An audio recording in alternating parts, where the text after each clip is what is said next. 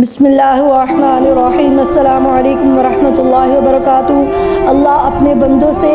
کس طرح سے ہم کلام ہوتا ہے اس کی 3 شکلیں بیان کی گئی ہیں۔ وَمَا كَانَ لِبَشَرٍ أَن يُكَلِّمَهُ اللَّهُ إِلَّا وَحْيًا أَوْ مِن وَرَاءِ حِجَابٍ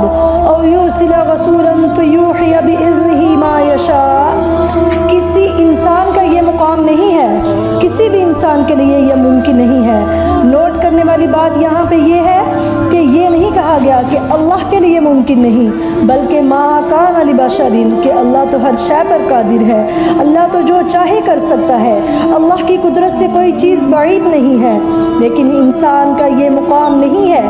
وما کان لبشر ان یکلمہ اللہ، کسی بشر یعنی انسان کے لیے ممکن نہیں کہ اللہ اس سے کلام کرے، سوائے 3 صورتوں کے، یا تو وحی کے ذریعے سے، او من وراء حجاب، یا پردے کے پیچھے سے، او یرسل رسولا فیوحی باذنہ ما یشاء،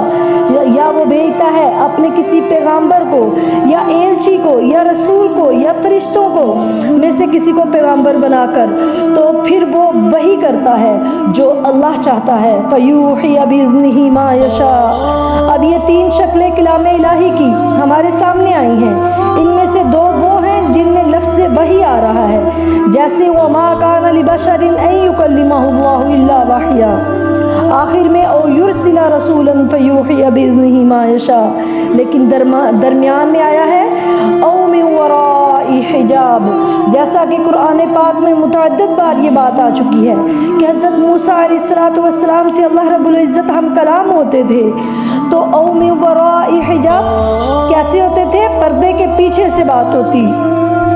اس لیے تو آتش شوق بڑھتی تھی کہ کیا قیامت ہے کہ چلمن سے لگے بیٹھے ہیں کہ صاف چھپتے بھی نہیں اور سامنے بھی نہیں آتے۔ ظاہری بات ہے جب ہم کلام ہونے کا شرف بخشا جا رہا ہے تو ایک قدم بس اور ہے اور مجھے دیدار بھی عطا ہو جائے، لیکن یہ من وراء حجاب، اور وہ حجاب قائم رہا،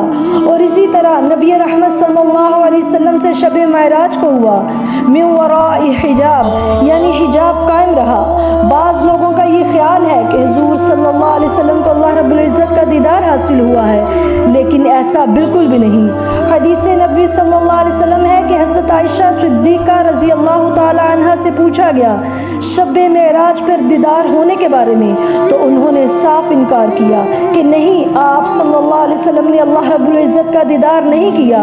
اللہ تو نور ہے، اسے کیسے دیکھا جا سکتا ہے؟ نور تو ایک ذریعہ ہے جس سے دوسری چیزوں کو دیکھا جا سکتا ہے، البتہ وہی ایک براہ راست ہے، بغیر اس کے کہ ایک فرشتہ درمیان میں ہو، اور دوسری وہی ہے کہ جو فرشتے کے ذریعے سے ہے، اور قرآن مجید سے جس بات کی زیادہ رہنمائی ملتی ہے وہ یہ ہے کہ قرآن وہی ہے بواسطہ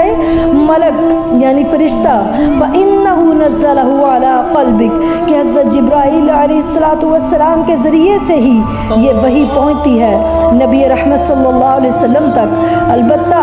براہ راست وحی سے مراد کیا ہے کہ دل میں کسی طریقے سے ڈال دیا جانا بات کا، جیسا کہ الہام وغیرہ، جس کو نبی رحمت صلی اللہ علیہ وسلم نے نفس خط کہا ہے، نفس ذو کہا ہے، کہ دل میں کوئی بھی بات آ جانا بغیر کسی کی آواز سنے، تو اس کو مطلب ایک طریقہ یہ ہے، لیکن اصل حقیقت کیا ہے؟ یہ ہے کہ پورے کا پورا قرآن حقیقت میں جبریل امین کی وحی کے ذریعے سے آپ صلی اللہ علیہ وسلم تک پہنچا۔ تو آج جو میرا مطلب بتانے کا بیان میں یہ ہے کہ اللہ کے نبیوں سے کس طریقے سے وہ بات کرتے تھے، کلام کرتے تھے، ایک حجاب کے ذریعے سے، اور دوسرا ڈائریکٹ وحی جو فرشتوں کے ذریعے آتی تھی، اللہ کے نبی جو تھے وہ پیغام پہنچاتے تھے اللہ کے بندوں کے سامنے، اور پھر تیسرا یہ کہ اللہ تعالیٰ نبیوں کے دل میں جو ڈال دیتے تھے، الہام ڈال دیتے تھے، کوئی بھی بات ڈال دیتے تھے، تو وہ بھی اللہ کی طرف سے ایک وحی کا طریقہ تھا۔ تو اللہ تعالیٰ ہم سب کو اپنے نبی صلی اللہ علیہ وسلم کی اسوہ حسنہ پر چلنے کی توفیق عطا فرمائے، آمین۔ السلام علیکم ورحمۃ اللہ وبرکاتہ۔